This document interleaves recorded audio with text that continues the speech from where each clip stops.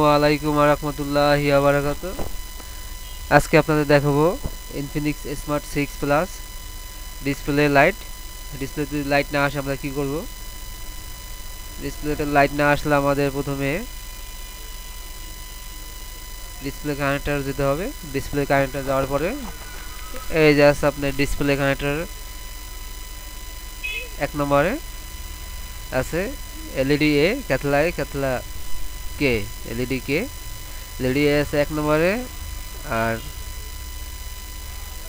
LED কে আছে 2 4 6 7 8 9 10 11 12 13 14 15 নম্বরে আছে কে।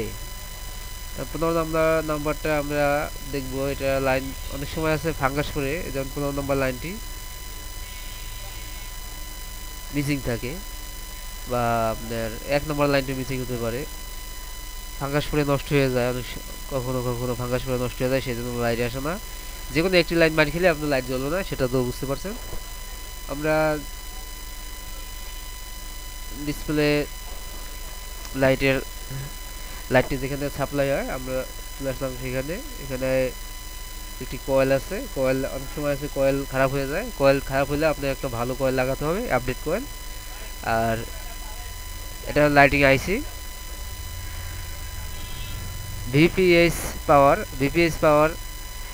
পাওয়ারের থেকে লাইটটি এখানে আসে। এই সিরামিক্সের এই ক্যাপাসিটরের ভিতর দিয়া এখানে আসে, এসএলের ভিতরে ঢুকিয়া তারপর হচ্ছে যে আইসি এখানে আসে। আইসির 1 নম্বর লাইনে আসে। আসার পর কয়েলটি হইয়া তারপরে কয়েলটি আবার আইসির ভিতরে ঢুকিয়া এখান থেকে বের হয়ে তারপর আপনার এই যে এই পিন থেকে বের হয়ে দিক দিয়ে তারপরে চলে যায় সোজা ডিসপ্লে কানেক্টরে 15 নম্বর লাইনে।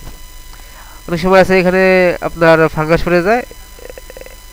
পড়ে যাওয়ার কারণে আপনার লাইটটি এখানে মারি খেয়ে যায়। লাইন মারি খেয়ে গেলে আপনার লাইট জ্বলবে না। তারপরে লাইটিং কয়েল দেখানো হলো। তারপরে আপনার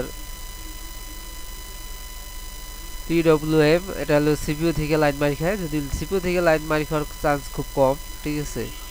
বেশিরভাগ ক্ষেত্রে আমরা এই লাইটিং কয়েল খারাপ হয়ে যায়, আমরা লাইটিং আইসিটি আগে দাপ করে তুলে ফেলি।